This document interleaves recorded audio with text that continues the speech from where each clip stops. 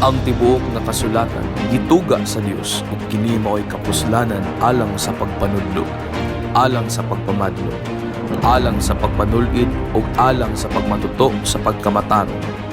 Aron ang tao sa Dios mamahingpit masinangkapan alang sa tanang maayong bulikaton. Ang pulong sa Dios mao'y lamparahanan sa atong tiilan ug kahayag sa atong aligian. Nga kung walay pulong sa Dios nga mugiya kanato diha sa atong pagkinabuhi, siguradong mahitupas kita ug mahisalaag niini mangitngit nga kalibutan tungod sa sala. Busa ang panaw ta, paniguruhon ta. Ang pagpahayag sa kamatuoran kini atong maduyugan sa matag adlawng Martes, alas 7 padulong sa alas 8 ang takna sa gabi dinhi sa atong InalCF FB page. Mahing gabi sa atong tanan, nga mga kaigsuonan, diha kang Kristo, nga naa sa ilang mga panimalay, kung asa man ka mga dapit. Magsugod kita sa atong Bible study, nining mga taknaa, nga diin na ilalom sa atong programa, ang pagpahayag sa kamatuoran. Ang una natong pagatunan, nga pagtulunan, kini mahitungod sa kaluwasan, the doctrine of salvation. Theologically, gitawag kini sa soteriology, or the study of the doctrine of salvation. Ang Biblia nagpahayag nga gipadala sa Dios nga Amahan ang iyang bugtong anak nga si Jesucristo dinhi sa kalibutan aron nga ikaw ug ako makabaton sa kaluwasan. Tungod kay ikaw ug ako walay igong kapas, walay igong kusog nga makalingkawas gikan sa influensya sa sala, gikan sa gahom sa sala, nga kanunay nagapugong, nagakontrola kanato.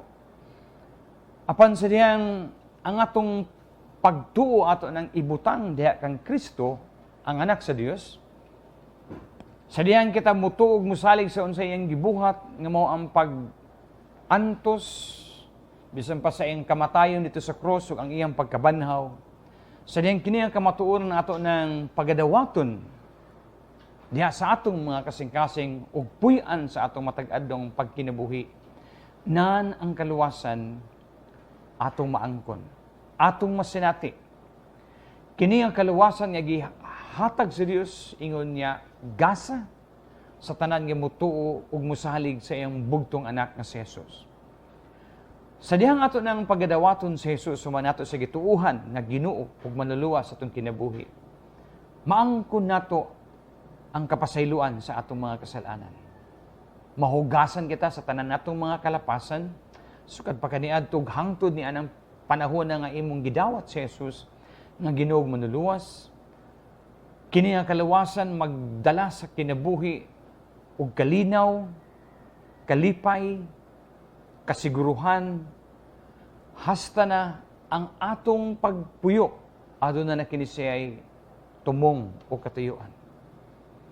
Nini mga taknaa, atong hisgutan, kining mahitungod sa kaluwasan, nga gipahayag sa Biblia. Unsa may kahulugan sa kaluwasan? Ang kaluwasan, gihatagan kinig kahulugan as the redemption of the whole man, and is offered freely to all who believe and accept Jesus Christ as Lord and Savior, who by His blood obtained eternal redemption for the believer.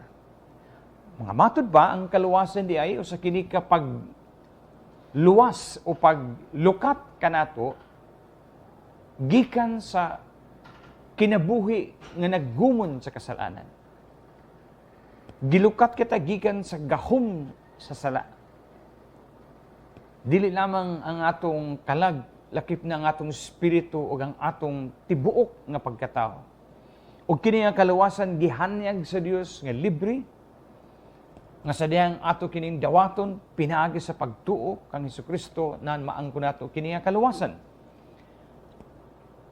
Ang pinaka-common nga scripture nga nagpahayag mahitungod sa kaluwasan, atong makutlo kini, mabasa diha sa Episo Kapitulo 2, versikulo 8 ug 9 nga nag-ingon, "For by grace you have been saved through faith, and that's not of yourselves. It is the gift of God, not of works, lest anyone should boast. So gipahayag sa mao nga pasahe sa kasulatan nga ang kaluwasan pinaagi sa pagtuo. Tungod sa grasya sa Dios sa gipadayag nga ni kanato ug sadang mituo kita sa unsay gikapadayag sa Dios nga gugma pinagi sa pagpadala sa iyang bugtong anak nga si Jesucristo na angko nato ang kalawasan ug dili tungod sa atong mga maayong binuhatan aron nga walay magpasigarbo sa iyang kaugalingon. Ang mao nga kalawasan sa atong pagatun-an diha sa Biblia atong masabtan ni aduna kini siya tutulok ka ang-ang or gitawag kinig the three phases of individual salvation. Ang uban gitawag kini siya og the three tenses of salvation. Ang uban usab gitawag nila og the three stages of individual salvation. Now ato ning tagsa-tagsaon sa pagtuon aron nga mahayagan kita sa kamatuoran ug atong masabtan sa kung asa kita giluwas, kanus kita nakabaton sa maong kalawasan ug kung unsay mga butang nga angay natong buhaton in response sa mga kalawasan. Magsugod kita sa unang phase or stage or gitawag tense of salvation. Ang kaluwasan adunay tutulo ka tenses, no? Adunay past experience of salvation, adunay present experience of salvation, adunay sa gitawag the future experience of salvation. Ang past experience of salvation kini naghisgot may tungod sa atong kagahapon, no? Ang scripture nagpahayag sa itong gibasa ganina sa Efeso Kapitulo 2, versikulo 8 ug 9. Nag-ingon din nga, for by grace you have been saved. Past tense, past experience of salvation, you have been saved. No. Ug sa asa man kita, giluwas. Giluwas kita from the penalty of sin. Kay mato pa sa Biblia, nga ang bayad sa sala, kamatayon. So unsay penalty sa sala? Kamatayon. Death is the penalty of sin. Mato pa sa Romans 8:23 sa New King James Version, for the wages of sin is death. Ang bayad sa sala, kamatayon. Nga gipahayag sa Biblia, ang tanang tao sa kalibutan, nakasala. Mato pa sa Roma 3:10, walay taong matarong, wala bisan usa. Roma 3:23, ang tanan nakasala. Og nahikabsan sa himaya sa Dios, nahimulag gikan sa Dios. Mao kan ang kahimtang sa tao. Walay usa kanato nga matarong, kitang tanan nakasala. O kay kitang tanan nakasala man, nan musangpot kita ngadto sa kamatayon. Kay ang bayad sa sala, kamatayon. Apan maayo na lang og salamat sa Dios. Kay tungod sa iyang gugma, mato pa sa Ebanghelyo ni Apostol Juan, Kapitulo 3, versikulo 16, nga tungod sa gugma sa Dios sa tibok kalibutan, iyang gipadala ang iyang bugtong anak nga si Jesucristo. Aron nga pinaagi kaniya sa tanan nga mutuog musalig kaniya, sila makabaton og kinabuhi dayon. Og makabaton sila og kaluwasan. Makalingkawas sila sa penalty of sin. Kaya nga naman, tungod kay mismo si Jesucristo pinaagi sa iyang kamatayon sa krus sa Kalbaryo, iyang gibayran ang atong mga kasalanan, pinaagi sa iyang hamili nga dugo. Mamanggani nga dito sa krus sa Kalbaryo, gidugsak ang iyang kilid aron mugawas ang dugo. Kay pinaagi ni ana nga dugo, mabayran ang atong mga kasalanan. Ug si Jesucristo lamang may makahimo ni ana. Walay si bisan kinsa nga makahimo ni ana, walay si bisan kinsang tao nga makabayad sa iyang sala. Tungod kay siya mismo anaaman sa kasalanan. Hangtod nga ang anak sa Dios nga mao si Jesucristo. Dios nga nagpakatao aron nga pinaagi sa iyang dugo nga iula dito sa krus sa Kalbaryo, ikaw ug ako makabaton sa kaluwasan ug mahiling kawas gikan sa penalty sa sala nga mao ang kamatayon. Nan, sa unsang paagi nato maangko ng mao nga kaluwasan, gihanyag sa Dios pinaagi sa kamatayon ug pagkabanhaw ni Jesucristo, pinaagi sa pagtuo. Mga pa sa Efeso 2:8-9, ato na kining gibasa ganina, for by grace you have been saved through faith. Pinaagi sa pagtuo ang kaluwasan maangko nato, pinaagi sa pagtuo. Apan ang pangutana, asa man kita mutuo? Buhat 3:16 kang Jesucristo. Mato pa sa Biblia sa Buhat 3:16, by faith in the name of Jesus. You have been saved. Pinaagi sa pagtuo sa anak sa Dios nga mao si Jesucristo makaangkon kita sa kinabuhi o makaangkon kita sa kapasayloan sa atong mga kasalanan.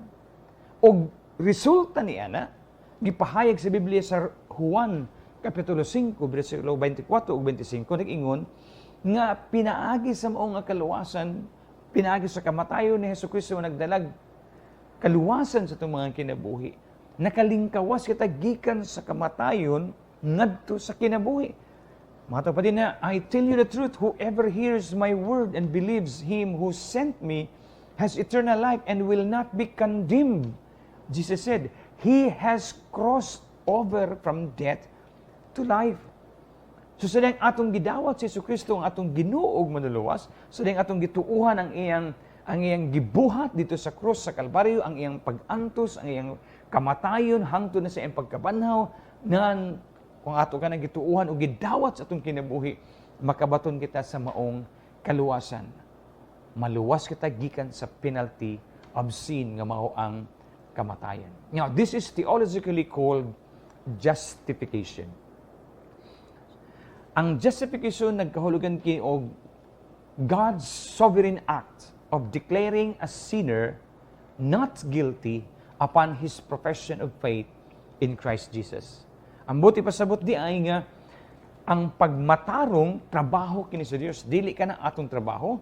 Trabaho ka na sa Dios nga i-declare niya, ipahayag niya ang usa ka taong makasasala, human niya gidawat si Jesus nga Ginoo ug manluluwas, human niya gidawat ang kamatuoran o giila ang pag-antos, ang pagkamatay ug ang pagkabanaw ni Kristo nan giila na siya sa Dios. Tungod niya ang pagtuo giila siya sa Dios nga dili na guilty. No? God's sovereign act of declaring a sinner not guilty upon his profession of faith in Christ Jesus. Mato pa sa Romans 5:9, by his death, by the death of Jesus Christ, we are now put right with God. Theologically, gitawag ka nag-imputed righteousness. Ang buti pasabot nga ang pagkamatarong ni Jesus, giisip na nga ni kanato. Sa diyang ang Dios nga Ama niya to sa langit, kumutan-aw siya sa atong kinabuhi, dili na ang atong mga sala may makita, kundili ang pagkamatarong na ni Kristo nga gisulob sa atong kinabuhi, human nato sa gidawat as Lord and Savior. Mao kana ang imputed righteousness. Giisip na nga ni kanato ang pagkamatarong ni Jesus. Sublion ko ang makita sa Amahan dili sa atong kinabuhi, dili na ang atong mga sala, dili na ang sin, kundili ang Son na nga si Jesus Christ. Human nato sa dawaton, human nato sa gidawat ni Ginoo ug manluluwas. That's the first phase of individual salvation. Mao na ang unang ang sa kaluwasan. Now, muani ta sa second phase or the second stages or the second stage of salvation. Ang gitawag nga the present experience of salvation. You are being saved. Atong tanaw ng scriptures. Pilipos Kapitulo 2, versikulo 2 ug 3 nag-ingon, Therefore, my dear friends, as you have always obeyed, not only in my presence, but now much more in my absence, here's the line, continue to work out your salvation with fear and trembling. For it is God who works in you to will and to act according to His good purpose. Work out your own salvation. Usa ka na sa present tense, a progressive tense. You are being saved. Now, wala kini nagpasabot nga kita mo'y manarabaho para maluwas ta. Human na nagitrabaho ni Jesucristo. Human na nagitrabaho ni Jesucristo ang kaluwasan. Gihatag na niya sa ato nga libre. Apan, giawhag usab kita nga ang maong kaluwasan ato kining iugmad, i-develop, ikinabuhi, i-apply sa sulod sa itong kinabuhi. Mao kanang giyon niya, work out your salvation or work out what God works in. Mao na ang giingon sa atong scripture passage. Work out your salvation with fear and trembling. Panlimbasugig maayo nga kana nga kaluwasan nga na sa imong kasing-kasing sa imong kinabuhi. Iugmad ka na, i-develop ka na siya, i-practice ka na siya. Kanang unsay gisugda na sa Dios sa sulod sa imong kinabuhi. Mata pa sa scriptures, to will and to act according to His purpose, according to God's good purpose. Samo na siya ang present experience of salvation. You are being saved. Na ang pangutana, asa man ta giluwas. Kung sa past experience of salvation, you have been saved, giluwas na from the penalty of sin, dili sa present experience of salvation, asa man ta giluwas. Giluwas kita from the power of sin. Sa gahom sa sala. Now, iyon pa ni Apostle Paul, sa iyang gitestify sa iyang kaugalingon in Romans chapter 7, verses 22 to 23, iyon pa niya, for in my inner being, I delight in God's law. But I see another law at work in the members of my body, waging war against the law of my mind and making me a prisoner of the law of sin at work within my members. Kung imong basahon ang whole chapter, imong masabtan si Apostol Pablo nagpahayag nga adunay struggle sa sulod sa iyang kinabuhi. Bisan pa man kung iyan ang nadawat ang kaluwasan, bisan pa man kung si Jesucristo ang nasa sulod sa iyang kinabuhi, adunay gyapon siya gibati sa sulod sa iyang kaugalingon nga struggles over sins nga nagalihok gyapon sa members sa iyang body o sa iyang lawas sa iyang kinabuhi. Now, practically, ikaw mismo ako nakamatikod nga dunay mga panahon nga di nato masabtan, di nato malikayan, mabantayan nga nakabuhatag sala. Bisan pa man kung tuod nagsigi kag ampo basa sa pulong sa Ginoo, bisan pa man kung nag-alagad ka na sa Dios, imo na matigdan sa sulod sa imong kaugalingon nga adunay gyapon pagpakigbisig o pagpanglimbasog sa sulod sa imong kaugalingon, dunay nag-away sa sulod sa imong kaugalingon. Ang kinaiyahan sa pagkatawanon. Mao ka na ang kamaturan. Bisan kung tuod si Jesucristo anay na sa sulod sa itong kinabuhi, apan ang pagkatawanon nagalihok paghihapon kini. Nga tungod ni ana naapay gahom sa sala nga gusto mo influensya kanato. Nan dili nato mahimo sa tong kaugalingon lamang ang paglingkawas ni ini. Mao nga parte o kabahin sa kaluwasan nga gitrabaho sa Dios sa itong kinabuhi nga diin kita mo ugmad niini uban og pinagi sa tabang sa balaang Espiritu Santo. Nakahibalo ang Dios ni ana nga tungod ni ana iyang gitisok sa atong kasing-kasing human nato gidawat si Jesus as Lord and Savior sa atong kinabuhi, iyang gitisok sa sulod sa atong kasing-kasing ang balaang Espiritu. Mato pa sa Efeso kapitulo 1 bersikulo 13 ug 14, and you also were included in Christ when you heard the word of truth, the gospel of your salvation. Having believed, you were marked in Him with a seal, the promised Holy Spirit, who is a deposit guaranteeing our inheritance until the redemption of those who are God's possession to the praise of His glory. Ang buti pasabot karon dinhi mga igsoon gudi ang Kristo nga human nga atong gidawat si Jesus as Lord and Savior sa atong kinabuhi. Oo, naluwas na kita from the penalty of sin. Apan ang power of sin nagalihok gyapon sa sulod sa itong kaugalingon. Nga gikinahanglan hinay-hinay kining maguba, hinay-hinay kining matanggal, hinay-hinay kining matunas o mawa sa itong kinabuhi. Di nato mahimo ka na pinagis itong kaugalingon kahimuan lamang apan pinaagis tabang sa balaang Espiritu. So sa unsang paagi nga mai-work out nato kini nga salvation with fear and trembling through daily dependence on the Holy Spirit. That's the reason why gitisok sa Ginoo ang iyang Espiritu Santo sa atong kinabuhi aron tabangan kita sa pagputol, sa pagguba, sa pagbungkag ug sa pagdili na pagbuhat ni anang influensya ug gahom sa yawa nga nagalihok gyapon sa sulod sa atong mga kaugalingon.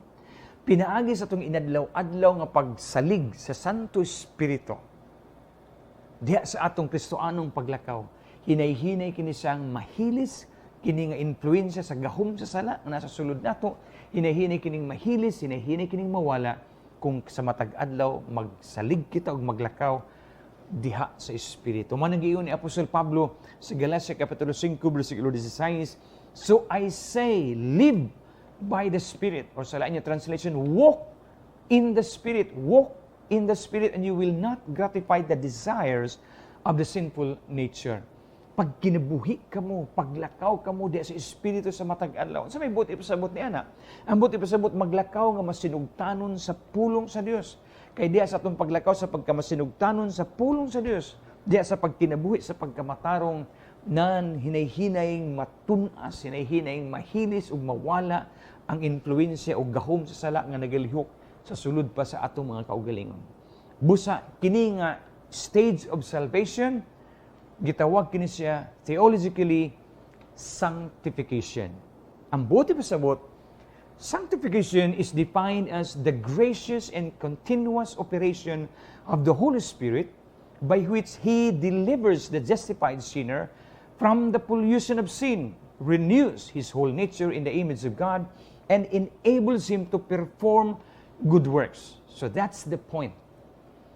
Kini nga present experience of salvation, theologically gitawag og sanctification. So na ikaw sa ikaduhang ang sa kaluwasan, sa pag-experience sa kaluwasan, nga diin naglakaw ikaw sa proseso sa maong pagkinabuhi o pag-aplikar sa mga kaluwasan. Sanctification. Usa kini ka progressive, continuous operation sa Espiritu Santo ang gibutang sa sulod sa itong kasing-kasing nga may mutabang kanato. Iya kitang ipahigawas gikan sa pollution sa sala nga naa nagalihok sa sulod sa atong kasing-kasing. Ugon niya iyang bag-uhon ang atong mga kinaiyahan. Sa matag karon ugon niya, sa matag adlaw, sa magalakaw kita diha sa Espiritu. Sa magakinabuhi kita sa pagkamasinugtanon sa pulong sa Dios. And then i-enable kita niya nga mubuhat sa mga maayong gawi, sa mga maayong pamatasan, nga magpadayag sa kinabuhi o kinaiya nga sama kang Kristo Jesus. So adunay ato makita din na karon niya dual participation. The works of the Holy Spirit who sanctifies us sa sulod sa itong mga kinabuhi ug ang atong cooperation, the human cooperation nga mao ang pagsubmitar kanunay sa atong kaugalingon diha sa paglakaw sa pagkamasinugtanon sa pulong sa Dios. So that's the second stage of salvation. You are being saved. Na moani kita karon sa ikatulong ang sa kaluwasan. Mao kini ang the future experience of salvation. You shall be saved. Mato pa sa Biblia, sa Roma Kapitulo 5, versikulo 8 ug 10, God has shown us how much He loves us. It was while we were still sinners that Christ died for us. By His death, we are now put right with God. How much more then will we be saved by Him from God's anger? So mao na siya ang future experience of salvation. You shall be saved. Kini nagpakita sa ato sa consummation or the completeness or the full redemption. Mato pa sa Bible. Ato mabasa din sa Ephesians 1:14 sa Amplified Version that Spirit is the guarantee of our inheritance. Sa katong Espiritu Santo nagibutang sa sulod sa itong kasing-kasing is the guarantee of our inheritance in anticipation of its full redemption. Full redemption. And are acquiring complete possession of it to the praise of His glory. Now, sa lain niya translation, sa Good News Translation, nag-ingon, the Spirit is the guarantee that we shall receive what God has promised His people, and this assures us that God will give complete freedom to those who are His. Let us praise His glory. Full redemption, complete freedom. Naghisgot kini sa consummation of salvation, ang pagkakumplito sa kaluwasan. Now, asa kita luwason nini nga future experience of salvation from the presence of sin. Kung sa past experience of salvation, you have been saved from the penalty of sin, and then sa present experience of salvation, you are being saved from the power of sin. In the future experience of salvation, you shall be saved from the presence of sin. Mao kana ang rason nganong si Ginoong Hesus miingon sa John chapter 14 verse 3.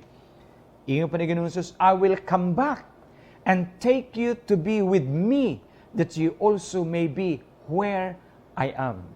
Ang buti pasabot, kuhaon kita ni Ginoong Hesukristo gikan niining kalibutana aron mailingkawas kita gikan sa presensya sa sala. Wala lamang kita niya gipalingkawas na gikan sa penalty of sin nga mao ang kamatayon. Wala lamang kita niya ginapalingkawas gikan sa power of sin. Apan ugma damlag sa iyang pagbalik, iya kitang ipalingkawas gikan sa presensya sa sala ug kana pinaagi sa pagkuha kanato gikan dinhi sa kalibutan aron nga ma-out kita from the presence of sin. Nabay bala ang kasulatan nagpahayag na sa 1 Thessalonians chapter 4 verses 13 and to 18 iyon pa ni Apostle Paul, brothers, we do not want you to be ignorant about those who fall asleep or to grieve like the rest of men who have no hope. We believe that Jesus died and rose again, and so we believe that God will bring with Jesus those who have fallen asleep in Him. According to the Lord's own word, we tell you that we who are still alive, who are left till the coming of the Lord, will certainly not precede those who have fallen asleep. For the Lord Himself will come down from heaven with a loud command, with the voice of the archangel, and with the trumpet call of God, and the dead in Christ will rise first, and after that, listen to this, we who are still alive and are left will be caught up together with them in the clouds to meet the Lord in the air, and so we will be with the Lord forever. Therefore, encourage each other with these words. So, ugma damlag sa pagbalik ni Ginoong Hesukristo. Ikaw ug ako nga mituo kang Hesus, nga midawat kini ingon niya Ginoo ug manluwas, usa ikaw unya nga iyang pagakuhaon aron ipalingkawas gikan sa presensya sa sala nga nagalihok dinhi sa kalibutan. And this is theologically called glorification. Glorification. Glorification is the final stage in God's work of salvation. It is the crowning achievement of sanctification in which Christians are fully redeemed. Hallelujah. So din nato makita nga ang kinatibuk ang kaluwasan nga gihanyag sa Dios pinaagi kang Kristo Jesus, naglangkob kini sa atong kaluwasan nga gihimo nga na-apply kagahapon from the penalty of sin, from the power of sin, and then from the presence of sin. So, kung si Jesucristo ana sa atong mga kinabuhi, kay ato na siyang gidawat as Lord and Savior, nan kini natutulog kaang-ang sa kaluwasan, ato kining masinati, basta magpabilin lamang kita, diha kaniya hangtod siyang pagbalik. Alang sa mga kahigalaan nga nagatanaw og nagapaminaw usab nini nga pagpahayag sa kamatuoran. Kung wala pa nimo madawat si Jesus as Lord and Savior sa imong kinabuhi, oo, imo nang gituuhan siya. Sukad pa kaniadto imo na siyang gituuhan. Apan wala pa nimo mahimo ang pagdawat kaniya nga imong gituuhan. Buhata ka na karon. Kay mato pa sa Biblia, today is the day of your salvation. Imong dawaton si Jesus nga imong gituuhan kaniadto pa.